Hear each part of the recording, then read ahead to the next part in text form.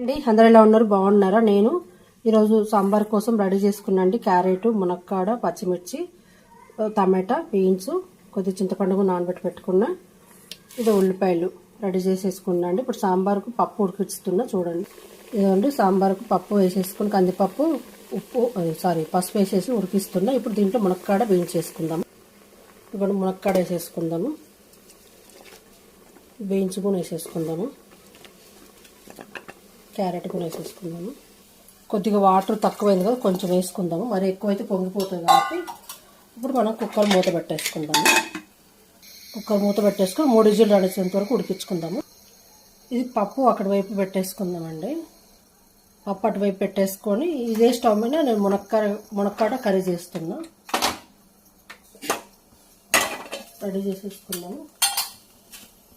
మునక్కాడ కూర కోసం కొని బీన్స్ కలిపి 2 కలిపి చేస్తున్నాను. ఎందుకంటే మునక్కాడ కొన్నే ఉండే, కొన్ని సాంబార్లు వేస్తాను కదా. మునక్కాడ, బీన్స్, టమాటా, ఉల్లిపాయలు కూడా కట్ చేసుకో. మునక్కాడ కూర కోసం పోపు పెట్టకుండా అండి అన్నీ పచ్చిగా వేస్తున్నా. ముందు మునక్కాడ వేసేసుకుందాము, బీన్స్ వేసేసుకుందాము,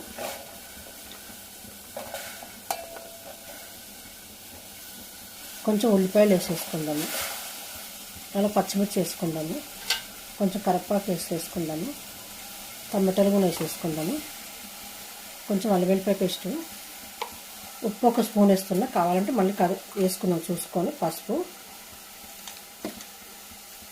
కొంచెం ఆయిల్ వేసుకుందాము. అన్నీ వేసాం కదా, మూత పెట్టేసుకొని కుదిపేసుకుందాం. గట్టిగా కాకుండా ఇలా మెల్లగా కలుపుకుందాము. ఇవ్వండి, పక్కన ఇజులు కూడా సాంబార్ ఉడికింది. ఇవన్నీ కలిపేసుకున్నా కదా, మూత పెట్టేసి సిమ్లో పెట్టేసుకుంటే చక్కగా మునక్కాడ, బీన్స్ అన్నీ మట్టుకొని పప్పు కూడా రెడీ అయిపోయింది. సాంబారు పప్పు కూడా రెడీ అయిపోయిందండి, ఉడికింది. స్టవ్ కట్టుకున్నా, అన్నం ఉడుకుతుంది. కొంచెం ఉడికినాక మనం అన్నం ఉంచుకుందాము.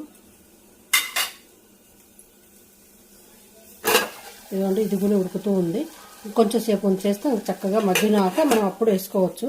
అండ్ అన్నీ పచ్చి వేసారు కదా, ఎలా ఉంటుంది, టేస్ట్ బాగుంటుందా అనుకోవచ్చు అండి. చాలా బాగుంటుందండి, ఒకసారి మీరు ట్రై చేయండి. పోపు అంటే మనకు టేస్ట్ గురించి అని కాదు, మనం ఎప్పుడైనా ఎక్కడికైనా వెళ్ళేటప్పుడు, ఇప్పుడు బ్యాచులర్ అయిన పిల్లలు ఉంటారు కదా, అన్నీ చూసుకొని ఒకేసారి కలిపి పెట్టేసుకొని అలా స్టవ్లో పెట్టుకునే బాగుంటుంది, లేదు పోపు వేసుకునే దానికన్నా బాగుంటుంది. ఇలానే ఒకసారి ఇలా ట్రై చేయండి, మీరు కూడా అర్థమవుతుంది ఎలా ఉంటుందో. మనము చిన్నప్పుడు అమ్మమ్మలు, నానమ్మలు అందరూ ఇట్లనే కలిపి పెట్టేవాళ్ళు కదండి. అప్పుడప్పుడు నేనైతే ఇలానే పెట్టేస్తా. ఒక్కోసారి పోపు పెడతాను, ఒక్కోసారి అయితే ఇలా అన్నీ రెడీ చేసేసుకుని స్టవ్ను పెట్టేసి మగ్గిన తర్వాత కొంచెం వాటర్ వేసుకొని తర్వాత కారము వేసుకుంటాం. మనం వాటర్ వేసుకోలేదు, ఇలా చూడండి చక్కగా టమాటాలో ఉండే వాటర్తోనే మగ్గిపోతుంది కదా. ఇలానే కొద్దిసేపు వదిలేద్దాం, చక్కగా మగ్గుతుంది. చూడండి మంచిగా మగ్గిపోయింది. చూడండి మునక్కాడ చూడండి, ఇప్పుడు మంచిగా మగ్గింది కదా. ఇప్పుడు మునక్కాడ చక్కగా అయిపోయింది కాబట్టి మనం ఇప్పుడు దానికి ఏం చేద్దామంటే మనం సరిపడంతా కారం వేసుకుందాము. చూడండి, మునక్కాడ, టమాటా, బీన్స్ అన్నీ మగ్గినవి.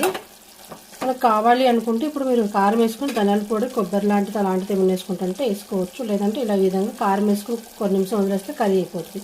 నేనైతే కారం ఒకటి, కొద్దిగా ధనియాల పొడి వేస్తాను అంతే. ఇంకా వాటర్ కూడా ఏమేమి సరిపోతుంది. కొంచెం గ్రేవీ లాగా, ఎలాగో సాంబార్ చేస్తాం కదా, కొంచెం ఫ్రై లాగా ఉంటే బాగుంటుంది. కలుపుకోనికి వస్తే చాలు కాబట్టి కొంచెం లైట్గా ధనియాల పొడి వేసుకొని చాలు, ఇంకా వాటర్ అయితే వేయను. పక్కన పప్పు కూడా ఉడికింది, అయిపోయింది. స్టవ్ కట్టేస్తాను. ఇప్పుడు అన్నం కూడా అయిపోయిందండి. స్టవ్ బంద్ చేసుకొని కారము, ధనియాల పొడి వేసేసుకొని ఇది 2 రెడీ చేసేసుకొని కూర అక్కడికి మార్చుకుందాము. కొంచెం సేపు సిమ్లో పెట్టేసుకుంటే సరిపోతుంది, కూర రెడీ అయిపోతుంది. ఇప్పుడు సాంబార్కి మనం పోపు పెట్టేసుకోవచ్చు. చక్కగా కలిసింది కదా. ఉప్పు కొంచెం వేసాం కదా, చూసుకుందాము. సరిపోయి ఇంటికిన అక్కర్లేదు, లేదంటే కొద్దిగా లైట్గా వేసుకుందాం. సరిపోయిందండి, ఉప్పు కొంచెం సరిపోయింది. మొత్తం చూడండి, గ్రేవీ ఎక్కువ లేకుండా. ఇది చూడండి, కొంచెం వాటర్ లాగా అనిపిస్తుంది కదా, మనకు ఇంకా ఆ వాటర్ కూడా ఉండదు. 1 నిమిషం వదిలేస్తాం అనుకోండి, చక్కగా ఆ వాటర్ కూడా నిండిపోతుంది. కొంచెం మనకు ముద్దకూరలాగా చాలా బాగుంటుంది. గ్రేవీ ఎక్కువ లేకుండా ఫ్రై లాగా కాకుండా కొంచెం కలుపుకోనికి బాగుంటుంది. దగ్గరికి చేస్తున్నా. ఇప్పుడు నెక్స్ట్ మనం సాంబార్ రెడీ చేసుకుందాం. కూర రెడీ అయిపోయింది కదండి. తీసి స్టవ్ పట్టేసుకొని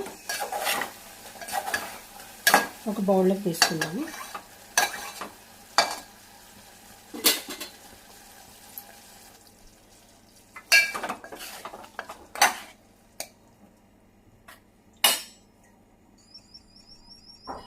కూర కూర రెడీ అయిపోయిందండి. 3 నిమిషాలు పట్టింది మనకు కూర కానికి. చూడండి చక్కగా ఎంత బాగుంది చూడండి. బీన్స్ మునక్కాయ 2 కలిపి లైట్గా కొత్తిమీర వేసేసుకొని వేడికి మూత పెట్టేస్తే అయిపోయింది, రెడీ అయింది కూర. సాంబార్ రెడీ చేసుకో.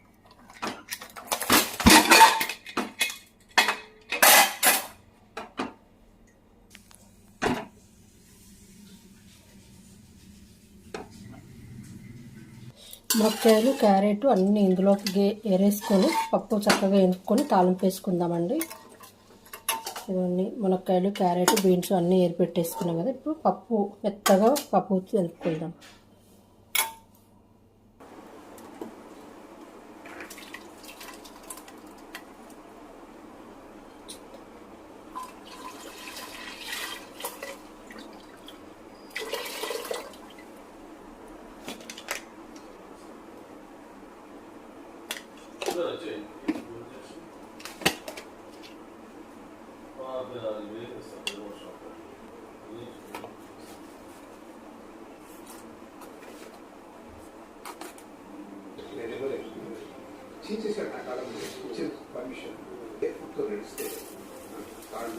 ఫైనల్గా సాంబార్ రైస్ అయితే రెడీ అయిపోయిందండి. ఇట్లా సాంబార్ అయితే మరుగుతుంది కదా, కొంచెం సాంబార్ తీసి బౌల్లో తీసి పెట్టేసుకొని మిగతా సాంబార్లో కొద్దిగా రైస్ కలుపుకొని వేడివేడి అన్నంలో ఇలా తింటే చాలా బాగుంటుంది. ప్లీజ్ నచ్చితే లైక్ చేయండి, షేర్ చేయండి.